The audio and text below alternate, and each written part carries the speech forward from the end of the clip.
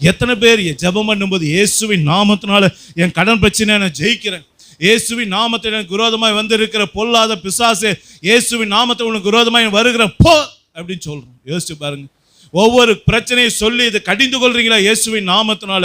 யார் ஒருவர் இயேசுவின் நாமத்தை அதிகமாக பயன்படுத்துறீங்களோ, உங்க ஜெபத்துல, உங்க துதியில, உங்களுடைய ஆராதனையில நீங்க பயன்படுத்துறீங்களோ, உங்களால சத்துருவை மேற்கொள்ள முடியும். கர்த்தர் உங்களுக்கு ஜெயம் கொடுப்பார். அல்லேலூயா. அப்போ மூணாவது, கர்த்தருடைய நாமத்தை நாம ஜெயிக்கிறதுக்கு பயன்படுத்த ஆண்டவர் கொடுத்திருக்கிறார். நான்காவது, சங்கீதம் 8:2 வாசிங்க. பகைஞனையும் பழிக்காரனையும் அடக்கி போட தேவரீர் உம்முடைய சத்துருக்களின் நிமித்தம் குழந்தைகள் பாலகர் வாயினால் பலன் உண்டு பண்ணினீர். ஆமா, பகைஞனையும் பழிக்காரனையும் யார்? ரெண்டுமே ஒரு ஆளை தான் குறிக்குது. யாரு? பிசாசு தான்.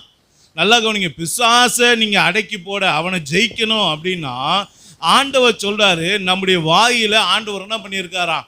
பலனை உண்டு பண்ணி வைத்திருக்கேன்னு சொல்றாரு. அந்த பலன் என்ன அப்படின்னு நீங்க பார்த்தீங்கன்னா மத்தேயு 21:16 வாசிங்க.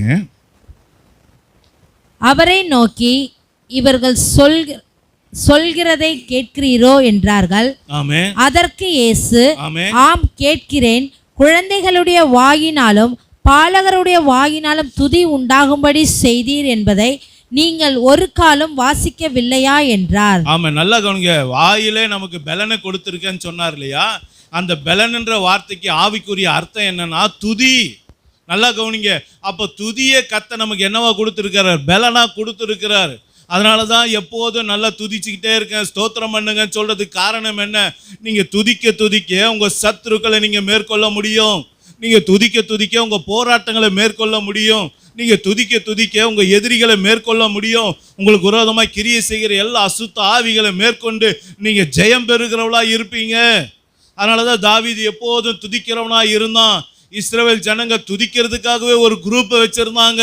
நல்லா யோசிச்சு பாருங்க, அவர்கள் பாடி துதி செய்ய தொடங்கின போது வசனம் சொல்லுது, பரலோகத்திலிருந்து அக்கினி தேவாலயத்தை நிரப்பிற்று, மகிமையின் மேகம் தேவாலயத்தை நிரப்பிற்று என்று வேதத்துல வாசிக்கிறோம். யோசபாத்தும் அவருடைய ஜனங்களோ யுத்தம் வரும்போது யுத்தத்துக்கு முன்பதாக பாடி துதிக்கிற அந்த சேவகர்களை நிறுத்தி கர்த்தரை பாடி துதிச்சாங்க. வசனம் சொல்லுது, கர்த்தர் அவர்களுக்காக வெளிப்பட்டு அந்த யுத்தத்திலே அவர் ஜெயம் கொடுத்தார் என்று. அல்லேலூயா.